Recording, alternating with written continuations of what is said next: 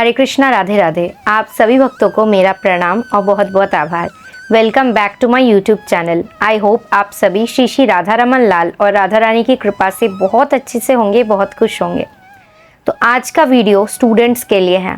मैं खुद भी एक स्टूडेंट हूँ और मैं जानती हूँ कि एक स्टूडेंट कौन कौन चीज़ों को फेस करते हैं, कौन कौन चैलेंजेस को फेस करते हैं, कौन कौन से ऑब्स्टेकल्स उनके पाथ में आते हैं। तो आज यही जानेंगे कि भगवान श्री कृष्ण ने स्टूडेंट्स के लिए क्या एडवाइस दिया है। और सिर्फ अभी नहीं, भगवान श्री कृष्ण ने स्टूडेंट्स के लिए जो सक्सेस फॉर्मूला है ये आज से लगभग 5000 साल पहले अर्जुन को दे दिया था भगवत गीता के फॉर्म में। तो वो अगर हम अपनी लाइफ में इम्प्लीमेंट करते हैं, उसको यूटिलाइज करते हैं, तो हर एक स्टूडेंट अपनी ज़िंदगी में सक्सेसफुल होके ही रहेंगे। तो चलिए जान लेते हैं कौन कौन से वो सक्सेसफुल फॉर्मूलाज है जो भगवान ने खुद स्टूडेंट्स को दिया है।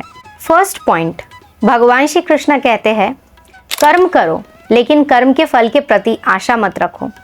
अब आप लोग कह सकते हैं कि हम पढ़ाई करेंगे, अब एक्सपेक्टेशन ना रखें कि हम एग्ज़ाम में पास हो जाएंगे, एग्ज़ाम में अच्छे मार्क्स लाएंगे, तो फिर टारगेट कैसे सेट करेंगे, गोल को अचीव कैसे करेंगे। भगवान ये नहीं कह रहे हैं कि टारगेट मत रखो। भगवान तो ये कह रहे हैं कि तुम अगर किसी चीज़ को पाने के लिए डिसिप्लिन रहते हो, कड़ी मेहनत करते हो, तो वो तुम्हें मिलके ही रहेगी। लेकिन यहाँ पे कर्म के फल के प्रति आशा मत रखो, इसके कुछ मीनिंग्स है, जैसे मैं आपको अच्छे से थोड़ा इलेबोरेट करती हूँ।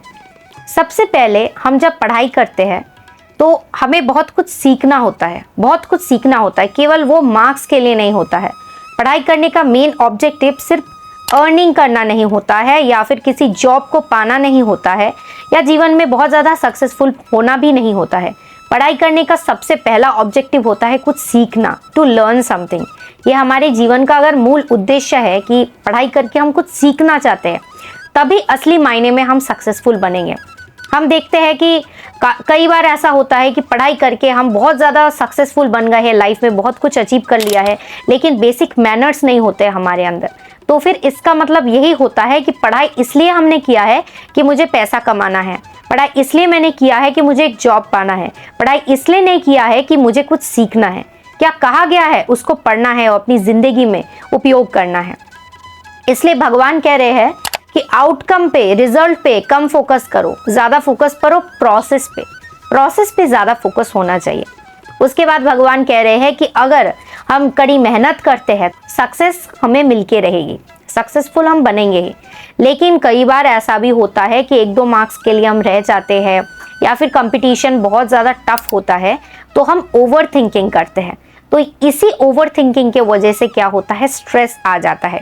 जब भी हम स्ट्रेसफुल लाइफ लीड करते हैं, तभी हमारे अंदर बीमारियां आ जाती है, हम सही से पढ़ाई नहीं कर पाते हैं, हमारी प्रोडक्टिविटी कम हो जाती है। नेक्स्ट बार जब हम एग्ज़ाम के लिए बैठते हैं तो अपना बेस्ट नहीं दे पाते हैं। इसलिए भगवान कह रहे हैं अगर तुमने मेहनत किया है तो तुम्हें सफलता मिलेगी ही। तो बेकार में टेंशन क्यों लेना, बेकार में चिंता क्यों करना।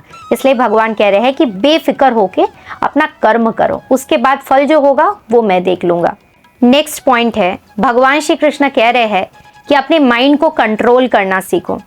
हम बोल देते हैं लेकिन माइंड को कंट्रोल करना बहुत ज़्यादा हार्ड होता है, ये सभी के बस में नहीं होता है।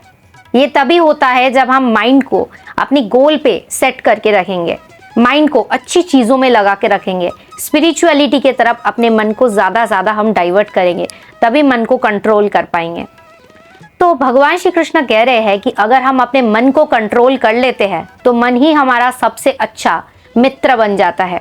अगर हम अपने मन को कंट्रोल नहीं कर पाते हैं तो अपना मन ही हमारा सबसे बड़ा शत्रु बन जाता है। मान लीजिए कि हमारा एग्ज़ाम है 10 दिन बाद या 12 दिन बाद, तो हमारा जो मन है इसको अगर हम समझाते हैं कि मुझे पढ़ना है, तो हम पढ़ेंगे।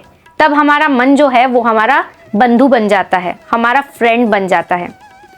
जब भी हमारा मन ये कहता है नहीं थोड़ा मोबाइल यूज़ कर लूँ, थोड़ा सोशल मीडिया में एक्टिव हो जाऊँ, थोड़ा सा लेजीनेस आ जाता है कि थोड़ा सो जाऊँ, बाद में पढ़ लूँगी, तभी हमारा जो माइंड है ये हमारा सबसे बड़ा दुश्मन बन जाता है। इसलिए अपने माइंड को कंट्रोल करना सीखें।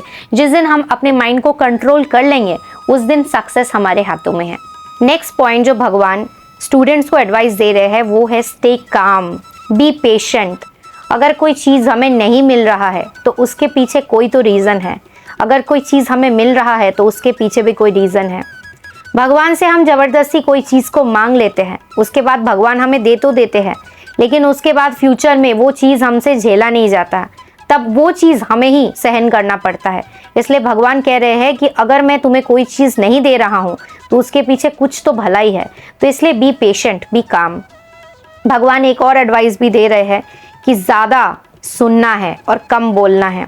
जितना ज़्यादा हम सुन सकते हैं उतना ज़्यादा हम सीख सकते हैं, और जितना ज़्यादा हम बोलेंगे उतना ही ज़्यादा हमारी जो बुद्धि है वो नष्ट हो जाती है। इसलिए ये ट्राई करना चाहिए कि हम सुनेंगे ज़्यादा और बोलेंगे कम। नेक्स्ट एडवाइस है टाइम मैनेजमेंट। भगवान कह रहे हैं कि समय एक इकलौता ऐसा चीज़ है जो किसी के लिए नहीं रुकता है। समय का जो चक्र है वो किसी के लिए दुनिया में, इस संसार में किसी के लिए नहीं रुकता है। इसलिए भगवान कह रहे हैं टाइम को अच्छे से मैनेज करो। अपने टाइम को हमें वेस्ट नहीं करना चाहिए। आज पढ़ेंगे, कल पढ़ेंगे, परसों पढ़ेंगे, ऐसे करके हम चीज़ों को डिले करते जाते हैं और टाइम निकलता जाता है। इसलिए हमें एक टाइम टेबल, एक स्केड्यूल सेट करना चाहिए जिसमें हम ज़्यादा से ज़्यादा टॉपिक्स को पढ़ेंगे और टॉपिक्स को कवर करने के बाद हम उनको रिवाइज भी करेंगे। रिवाइज करने का भी हमारे पास टाइम हो, इसलिए time management is very important. बहुत सारे हम ऐसे बड़े बड़े IAS या IPS ऑफिसर्स को भी देखते हैं जो इंटरव्यूज़ में बोलते हैं कि वो जॉब भी करते थे, तो जॉब के साथ साथ वो एग्ज़ाम को क्रैक करते हैं। तो कोई भी चीज़ किसी के लिए इम्पॉसिबल नहीं है। अगर कोई चीज़ चाहता है तो वो ज़रूर पा लेता है। बहुत सारे ऐसे भी लोग हैं जो घर में बैठे रहते हैं, जॉब नहीं करते, कुछ भी नहीं करते, पढ़ाई करते हैं, लेकिन फिर भी चीज़ों को डिले करते हैं, कल पढ़ेंगे, परसों करेंगे, ऐसे करते रहते हैं। लेकिन जब हम चीज़ों को सीरियसली लेके टाइम मैनेजमेंट, रूटीन सेट करना सीख जाएंगे, उस दिन सक्सेस हम पा जाएंगे। नेक्स्ट पॉइंट है अवॉइड प्रोक्रास्टिनेशन। बहुत ज़्यादा सोचना बंद कर दीजिए, बहुत ज़्यादा प्लान्स बनाना भी बंद कर दीजिए। हम कई बार ऐसा होता है कि लिखते रहते हैं कि ये पढ़ेंगे, वो पढ़ेंगे, लेकिन पढ़ते नहीं हैं। एक्चुअल में सक्सेसफुल ज़िंदगी में वही होता है जो सिर्फ प्लान नहीं करता है, बल्कि असलियत में, रियलिटी में उस चीज़ को करता है। सिर्फ सपने ही नहीं देखता, सपने को सच करना भी जानता है। इसलिए ज़्यादा प्रोक्रास्टिनेट नहीं करना चाहिए। क्या होगा फ्यूचर में अगर मैं फेल हो गई, क्या होगा अगर मैं इस एग्ज़ाम में अच्छे मार्क्स नहीं ला पाई, क्या होगा, तो क्या होगा को हटा देना चाहिए और आज से ही मेहनत करना स्टार्ट कर देना चाहिए। आगे क्या होगा वो भगवान देखेंगे, लेकिन अभी से क्या होगा करके टाइम वेस्ट नहीं करना चाहिए। नेक्स्ट पॉइंट है कि हमेशा हम्बल रहना चाहिए। हम्बल इन द सेंस कि हम थोड़ा सा पढ़ाई कर लेते हैं, थोड़ा सा कुछ सीख लेते हैं, तो हमारे अंदर बहुत ज़्यादा अहंकार आ जाता है। हम किसी से सीखना नहीं चाहते हैं, लेकिन हमेशा हमें लर्निंग के लिए ओपन रहना चाहिए कि सभी से हम सीखना चाहते हैं। ऐसा ओपन लर्निंग हमारे अंदर रहना चाहिए।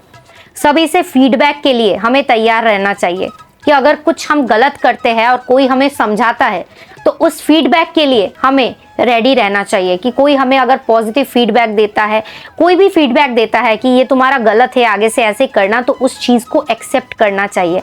हम्बली उस चीज़ को अपने लाइफ में इम्प्लीमेंट करना चाहिए। ये एक अच्छे स्टूडेंट का साइन होता है।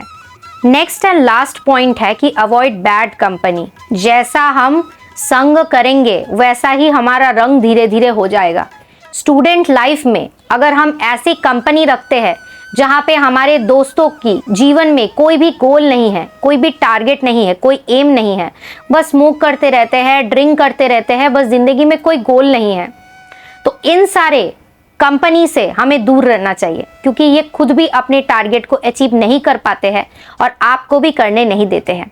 इसलिए हमेशा अच्छे कंपनी में रहना चाहिए, अच्छे दोस्तों के साथ रहना चाहिए। हम जिस भी लोगों के साथ रहते हैं, आसपास में हमारा जो सराउंडिंग है वो सही होना चाहिए, क्योंकि वही लोग हमें मोटिवेट करते हैं कि कैसे हम आगे बढ़ेंगे, कैसे हम अपनी गोल को अचीव करेंगे, क्योंकि वो खुद भी मेहनत करते हैं, आपको भी मेहनत करना सिखाते हैं।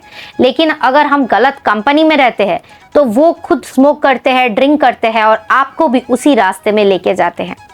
तो इसलिए हमेशा अपनी कंपनी को अच्छे से चूज़ करना चाहिए। अपनी जो सराउंडिंग है, अपने जो दोस्त है, उनको अच्छे से चूज़ करना चाहिए, क्योंकि वही आपके फ्यूचर को शेप करते हैं।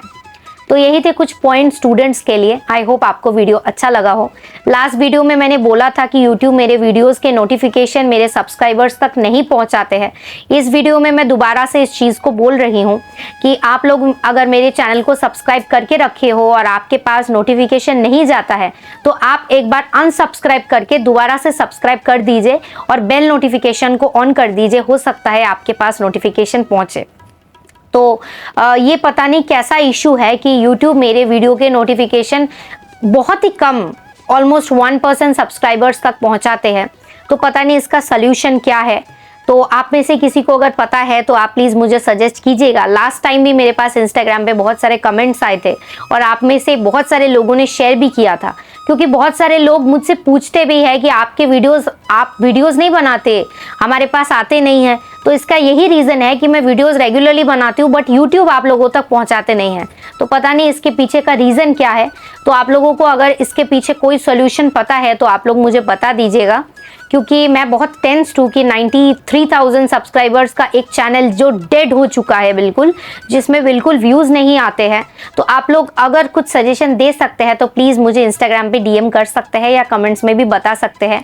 और जिन जिन लोगों ने लास्ट वीडियो को शेयर किया था आप लोगों को दिल से बहुत बहुत थैंक यू।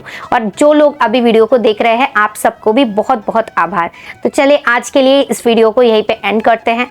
आप सब पर श्री राधा रमन लाल और राधा रानी की कृपा हमेशा बनी रहे। आप सब बहुत अच्छे से रहिए, बहुत खुश रहिए। हरे कृष्णा, जय श्री राधे।